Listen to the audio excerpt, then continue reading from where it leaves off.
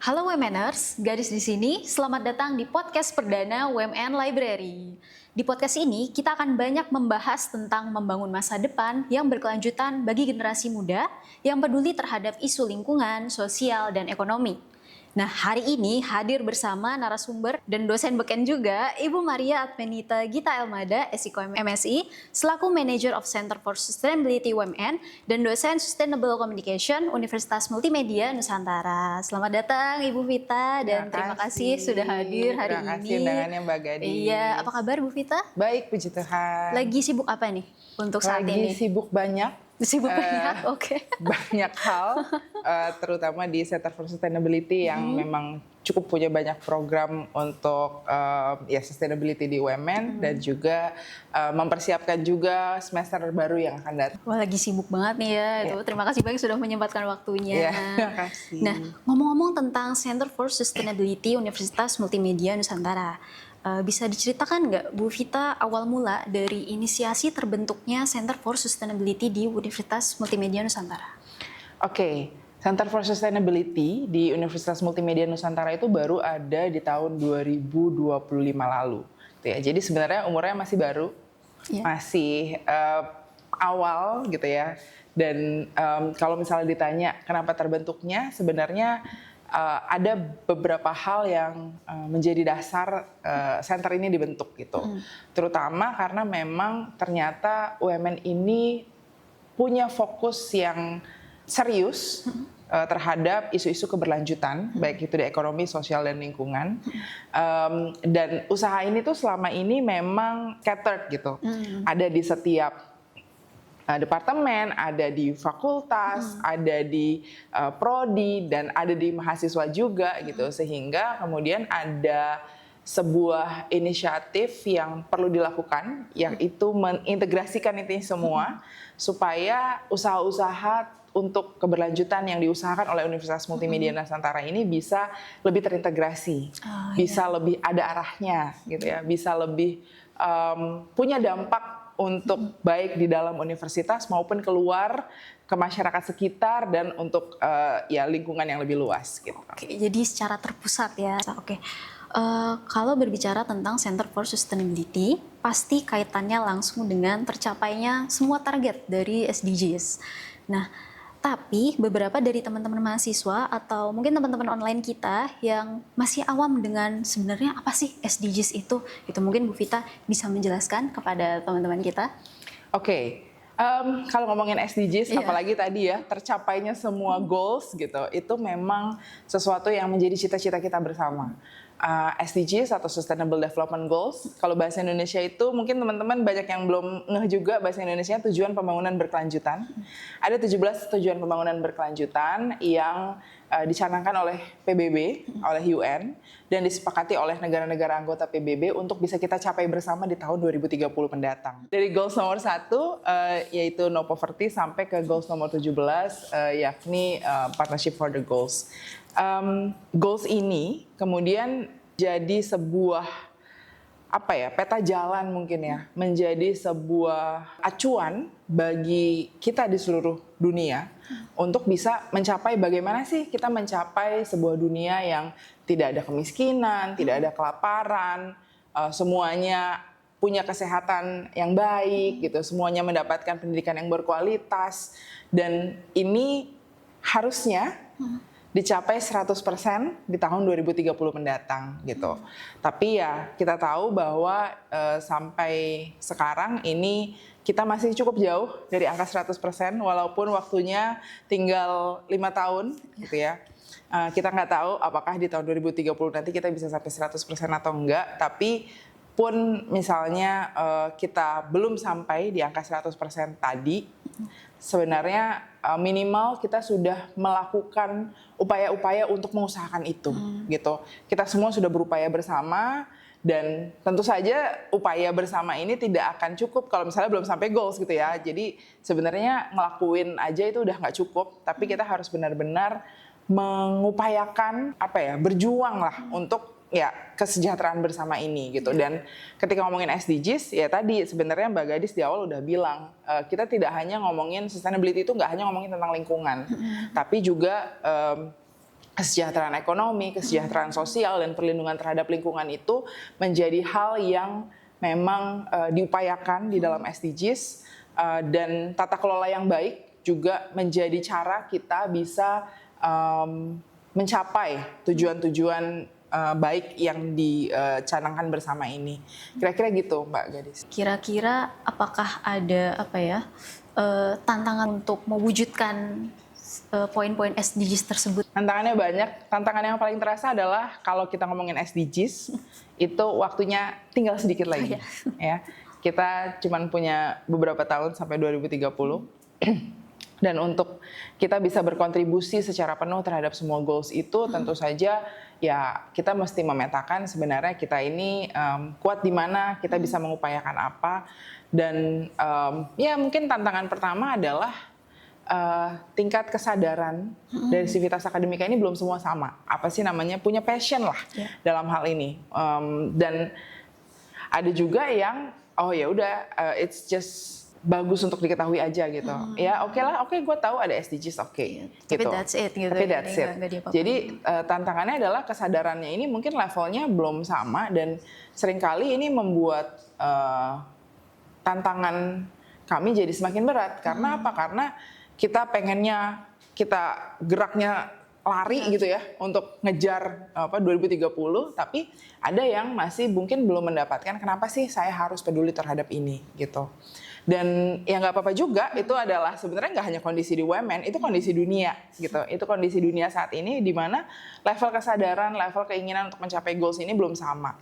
Dan bisa jadi juga gitu ya, dugaan saya ini terjadi karena orang-orang belum benar-benar memahami apa itu SDGs dan kaitannya dengan hidup mereka, gitu. Dan ya kalau dibilang jelek, dibilang buruk ya gimana ya, itu situasi saat ini gitu. Sehingga kalau misalnya ngomongin tantangan buat terutama Center for Sustainability, mengajak seluruh sivitas akademika untuk berada di level yang sama minimal, atau misalnya di level yang sama untuk kita bisa bergerak bersama, nggak harus level yang paling tinggi gitu kesadarannya itu.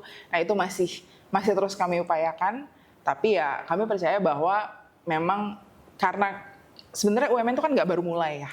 UMN itu sebenarnya sudah mulai lebih awal untuk langkah-langkah keberlanjutannya, bahkan dimulai dari designing gedungnya aja sudah peduli lingkungan. Sebenarnya itu step yang menurut saya krusial, penting, jadi titik tolak awal. Nah tapi kemudian segala penghargaan yang kita punya untuk gedung kita yang ramah lingkungan ini harus dibarengi dengan bagaimana ini bisa menimbulkan juga sikap, kesadaran, dan keinginan untuk juga berkontribusi kepada lingkungan, tidak hanya lingkungan secara environmental, tapi juga lingkungan ekonomi dan sosial. Seperti yang Bu Vita tadi sampaikan, kan ketika kita berpikir tentang sustainability, itu di bayangan kita hanya lingkungan, penghijauan, ramah lingkungan, dan peduli perubahan iklim gitu ya. Tapi ternyata nggak hanya itu aja. Karena poin keempat, SDGs itu membicarakan tentang quality education, pendidikan berkualitas, yang bertujuan untuk menyediakan pendidikan inklusif, adil, dan kesempatan belajar seumur hidup atau lifelong learning. Nah, isu saat ini, banyak lulusan perguruan tinggi itu IPK-nya bagus banget nih. Terus mereka banyak juga pengalaman, tapi masih bingung saat masuk dunia kerja. Kalau belum tahu, teman-teman, fenomena ini dikenal sebagai graduate competency mismatch. Ketidaksesuaian antara kompetensi lulusan dan kebutuhan nyata di dunia kerja. Nah, mahasiswa yang curhat ke Bu Vita gitu, aduh Bu, saya setelah lulus kok malah susah cari kerja ya, padahal pengalaman udah banyak, IPK juga tinggi. Pernah ada nggak sih Bu yang seperti itu? Kalau yang curhat directly untuk susah cari kerja, mungkin kalau ke saya nggak banyak. Kenapa? Karena ya kalau dari masa kuliah di UMN gitu ya saya selalu ingetin bahwa kuliah itu tidak hanya soal kemampuan akademik. Kemampuan akademik sangat penting, saya nggak bilang nggak penting. Justru kemampuan akademik lah yang akan kita ukur ketika teman-teman ini nanti lulus dari sini lewat IPK gitu ya, lewat ketika lagi sidang skripsi misalnya. Saya selalu bilang yang membedakan teman-teman yang kuliah dengan mungkin teman-teman yang belum punya kesempatan kuliah atau tidak berkuliah, ya ada kemampuan akademik khusus yang memang diajarkan di universitas gitu, dan harusnya itu benar-benar dipahami dan digunakan saat bekerja. seringkali kemampuan akademik ini hanya dimaknai sebatas memahami, tapi tidak benar-benar mengimplementasikan, tidak benar-benar melakukan gitu ya, mengingat dan melakukan. Dan yang tadi ada poin SDG 4 tentang lifelong learning, bahwa belajar itu nggak selesai ketika kuliahnya selesai, gitu ya. Jadi ini yang selalu saya ingetin kepada teman-teman, baik itu di kelas, di ruang sidang skripsi, saya selalu ingetin gitu ya, bahwa satu, kemampuan akademik ini penting, perlu terus ditingkatkan, tidak boleh berhenti belajar, dan harus terus dipraktikkan. Nah, kemudian hal lain yang juga nggak kalah penting adalah attitude, sikap. Attitude seperti apa sih, gitu ya, di dunia yang terus berubah ini, gitu ya. Apalagi kalau misalnya sekarang kita ngelihat dari aspek keberlanjutan, dari aspek sustainability, baik itu lingkungan, ekonomi, sosial, dunia itu berubahnya sangat ekstrim, cepat. gitu ya. Ada banyak hal yang bisa menjadi faktor-faktor perubahan. Dari sisi lingkungan misalnya, bagaimana perubahan iklim mempengaruhi kehidupan kita, mempengaruhi bagaimana cara kita melakukan sesuatu, bagaimana kita harus beradaptasi karena perubahan iklim yang terjadi, dan itu harus terus-menerus disadari dan dipahami gitu.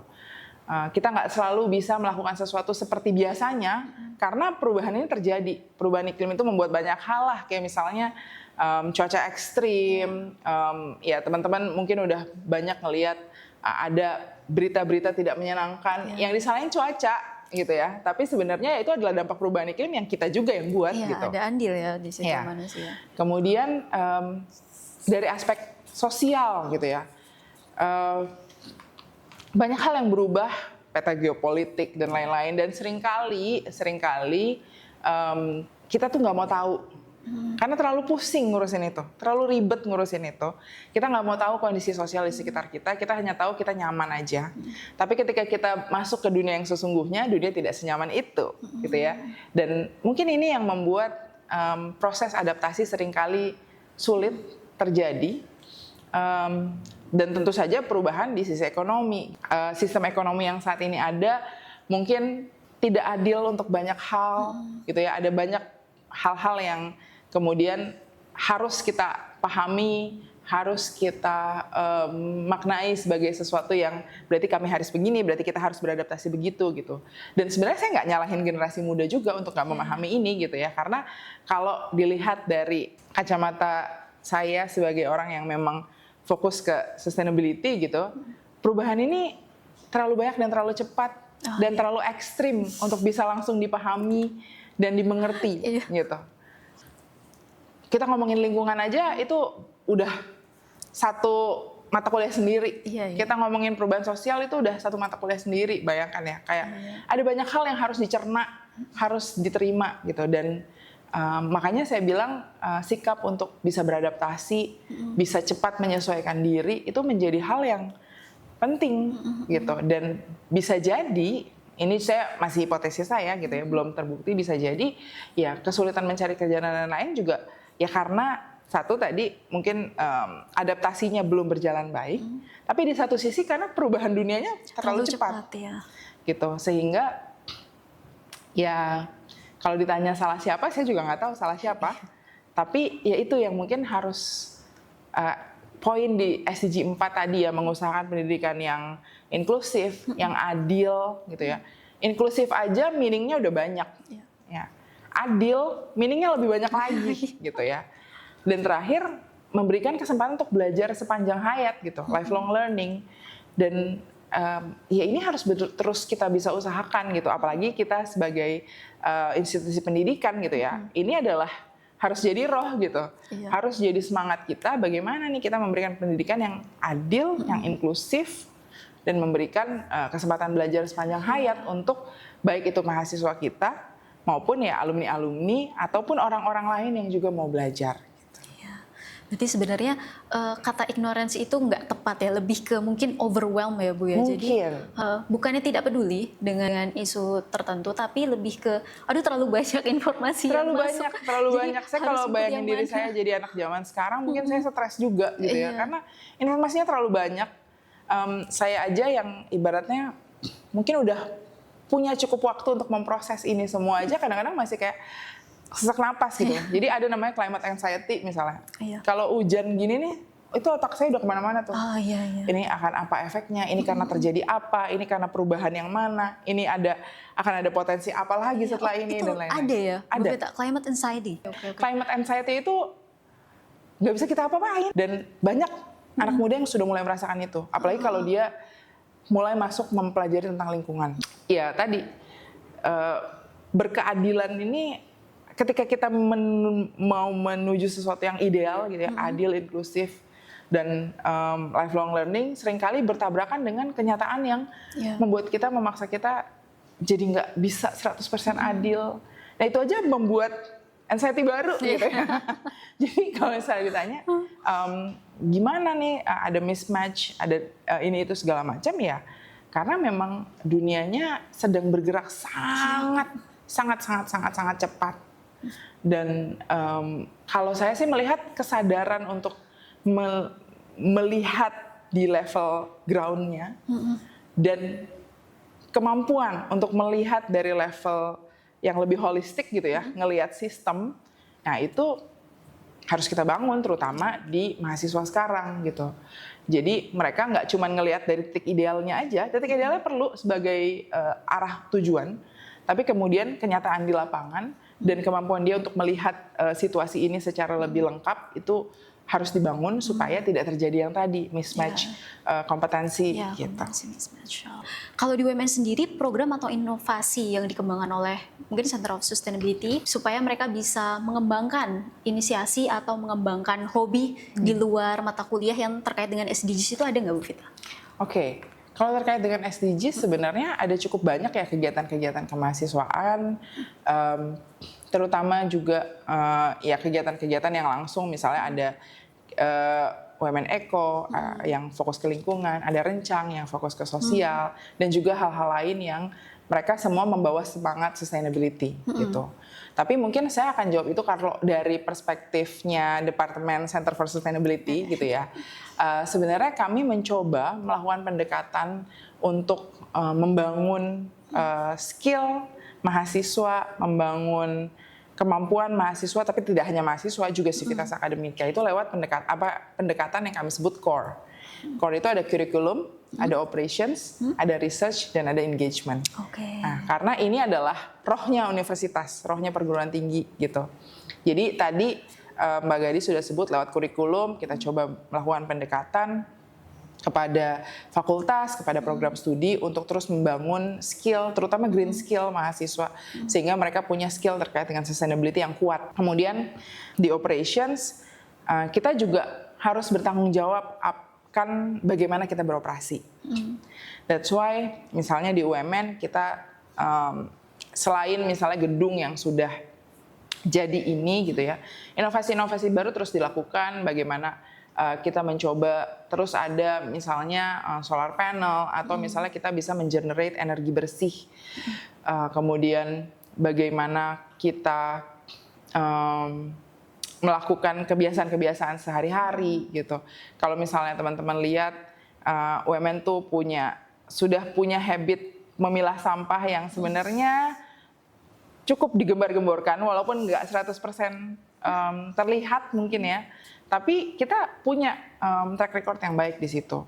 Kita punya ajakan-ajakan lewat tindakan nyata. Kita punya reverse vending machine yang minimal mengingatkan mahasiswa untuk bertanggung jawab atas botol plastik yang mereka gunakan misalnya gitu. Di operations ini intinya kami mencoba membuat operasi universitas yang bertanggung jawab gitu.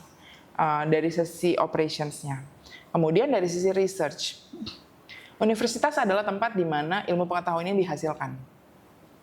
Ilmu pengetahuan yang dihasilkan oleh universitas, harapannya adalah pengetahuan yang bisa berkontribusi pada masyarakat yang lebih berkelanjutan. Dari setiap fakultas yang kita punya. Kita punya Vkom, kita punya FSD, kita punya FTI, kita punya Fakultas Bisnis, FB.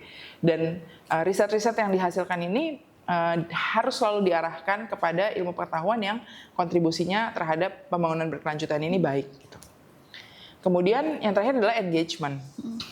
Dalam engagement ini tidak hanya engagement terhadap orang-orang di dalam, tapi juga terhadap masyarakat di sekitar kita.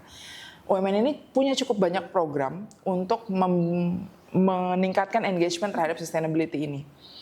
Kalau di mahasiswa gitu ya, tim kemahasiswaan itu punya cara-cara khusus untuk membuat mahasiswa mereka minimal mau nih aware sama sustainability. Gimana caranya? Ketika mereka bikin proposal, mereka harus mempelajari, memastikan proposal yang mereka ajukan itu punya kontribusi terhadap SDGs tertentu, misalnya. Jadi di setiap kegiatan mahasiswa itu ada. Kemudian engagement di level tendik gitu, staff tendik dan dosen. HRD ini banyak, jadi walaupun Center for Sustainability itu sendiri gitu ya, tapi kami kolaborasi sama banyak gitu ya. HRD misalnya mereka mencoba membangun habit-habit berkelanjutan di karyawan-karyawan yang ada di UMN gitu. Library misalnya, library dengan program Green Library-nya gitu ya, mencoba mengkampanyekan, mencoba melakukan, membenarkan operations dari library itu sendiri gitu, yang tentu saja itu inisiatifnya dari departemen, tapi Center for Sustainability itu open nih buat membantu upaya-upaya ini gitu. Terus juga kita punya divisi khusus Community Engagement and Government Relations. Jadi kalau tadi kita banyak ngomongin dalam, nah di luar ini juga kita lebih masif lagi, terutama lewat pengabdian kepada masyarakat yang dilakukan oleh dosen dan mahasiswa. Jadi bagaimana ketika kita turun ke masyarakat, itu kita tahu benar nih, kita sedang berupaya, berkontribusi menyelesaikan permasalahan yang mana, gitu. Semua pengabdian pada masyarakat ini harus dikaitkan dengan goals dan permasalahan-permasalahan yang ada di dalam goals itu, sehingga kita memastikan bahwa ya kontribusi kita nyata kepada masyarakat yang ada di sekitar kita. Dan ketika ngomong sekitar itu sebenarnya nggak hanya sekitar UMN aja gitu. Daerah dampingan UMN tuh lumayan jauh-jauh gitu ya, lumayan kemana-mana menyebar, dan kami mau memastikan juga bahwa semua orang yang kemudian menerima manfaat ini benar-benar ya menerima manfaat maksimal gitu. Bukan hanya cuman oke, datang sekali selesai, tapi terbangun juga nih keinginan untuk bisa berjuang, memperbaiki diri, menuju ke arah hidup yang lebih berkelanjutan itu tadi. Nah mungkin itu ya bisa saya breakdown gitu. Kalau ditanya inovasi apa, nah itu sebenarnya integrasi itu yang kami lakukan di Center for Sustainability. Jadi Center for Sustainability itu sebenarnya mungkin kalau ditanya ngelakuinnya apa, ngelakuinnya koordinasi, ngelakuinnya kolaborasi. Karena kalau kami kerja sendiri juga nggak bisa gitu. Dan kami tahu bahwa usaha sustainability ini sudah dilakukan oleh semua departemen yang ada di UMN gitu. Kita dukung ya. Harus didukung. Harus didukung. Oh iya, Ibu Vita dosen Sustainable Communication ya? Sustainability Communication. Sustainability Communication. Nah, di mata kuliah ini baru ya Bu ya berarti? Dari tahun berapa tuh? Mata kuliah Sustainability Communication itu baru ada di semester ganjil 2025-2026. Nah, sebelumnya itu namanya Communication for Sustainable Development. Tapi pergantian kurikulum, review kami terhadap ya perkembangan dunia saat ini dan lain-lain membuat akhirnya mata kuliah itu sedikit kita ganti namanya, tapi sebenarnya ya rohnya sama sih, menuju sustainability. Shifting gitu ya. Shifting. Nah, di mata kuliah ini belajar apa aja, Bu? Kalau di Sustainability Communication, kita belajar tentang bagaimana kita tidak hanya mengkomunikasikan tentang usaha keberlanjutan yang kita sudah upayakan gitu ya. Jadi ada 3 nih, ada communication about sustainability, communication for sustainability, communication about sustainability, sama communication of sustainability gitu ya. 3 hal ini goals-nya berbeda. Yang pertama itu adalah tentang bagaimana kita mengkomunikasikan upaya-upaya sustainability yang sudah dilakukan oleh organisasi. Kemudian itu tadi communication of sustainability. Communication about sustainability itu bagaimana kita mendorong dialog gitu ya. Mendorong dialog bagaimana kemudian isu keberlanjutan ini menjadi omongan bersama gitu. Itu harusnya jadi kemampuan anak-anak komunikasi yang ambil mata kuliah ini nih. Nah, kemudian step satunya lagi adalah Communication for Sustainability. Bagaimana komunikasi yang dilakukan itu arah dan tujuannya adalah kepada keberlanjutan itu. Bagaimana komunikasi yang kita lakukan semuanya mendorong perubahan perilaku, mendorong masyarakat untuk bisa bergerak ke arah keberlanjutan. Jadi tidak hanya dialog tapi udah kepada action. Lebih ke situ. Dan di mata kuliah ini kita belajar untuk tidak hanya oke, saya udah ngelakuin upaya ini selesai, tapi bagaimana upaya ini bisa menjadi diskursus bersama dan upaya ini bisa mengubah perilaku orang-orang di sekitar kita.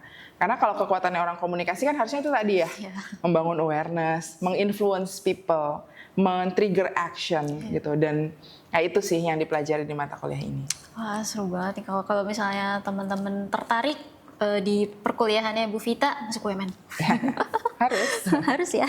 Kira-kira perubahan apa sih yang ingin dilihat sama Bu Vita gitu? Seperti apa harapan Bu Vita? Berandai-andai ya. Iya, berandai-andai 2030. Sekarang tuh saya kalau berandai-andai itu harus hati-hati. Oke. Nah, kenapa? Karena seringkali andai-andai ideal ini tidak selalu mudah dicapai gitu ya. Kalau misalnya kita mau ngomongin andai-andai yang ideal, ya pasti harapannya teman-teman UMN, baik itu sivitas yang tendi, dosen, mahasiswa, alumni, gitu ya, itu punya kesadaran bahwa keberlanjutan itu adalah tugas bersama, gitu ya. Itu andai-andai yang kayaknya mungkin terlihat simple, tapi to get there tuh, wah, it's complicated lah, gitu ya. Kenapa? Karena untuk punya kesadaran berarti mereka harus paham dulu, mereka harus engage dulu sama isunya, mereka harus menyadari bahwa oh ini tuh berpengaruh terhadap hidup saya, gitu. Dan kenapa saya berandai-andainya mungkin nggak terlalu tinggi, cuma sampai kesadaran aja, karena once kita punya kesadaran, maka abis itu ya kita akan bergerak ke arah sana, gitu. Biasanya sih gitu ya. Kalau misalnya mau ngomongin andai-andai lain gitu ya, sebenarnya harapan saya kepada institusi UMN gitu ya, kita bisa menjadi katalis perubahan gitu. Di tengah dunia yang saat ini sedang memusingkan ini gitu ya, UMN tuh bisa jadi oke, kalau kamu mau tahu how to live a better life, how to make a better life, yuk ke UMN kita belajar bareng gitu. Karena di sini kita punya tujuan itu supaya kita semua bisa menjadi penggerak perubahan yang baik di masyarakat. Orang-orang lagi jadi lebih tadi, bahkan sadar untuk adil, sadar untuk inklusif, sadar untuk bertanggung jawab, sadar untuk terus belajar kalau kita ngomongin quality education.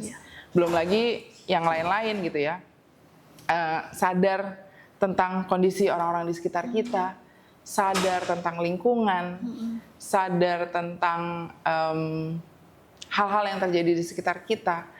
Itu kayaknya jadi andai-andai saya lewat Center for Sustainability ini.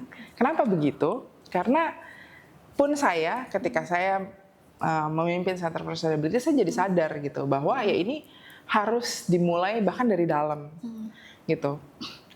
Yang lebih memusingkan saya selama setahun ke belakang itu adalah ketika kita berusaha menentukan baseline. Mana sih kita tuh mau start dari mana sih? Oh iya. Dan baseline itu susah banget buatnya karena kita harus menyadari semua hal yang kita lakukan. Kita harus menyadari, oh ternyata selama ini kita mengeluarkan emisi sekian. Ternyata selama ini kita konsumsi energinya begini.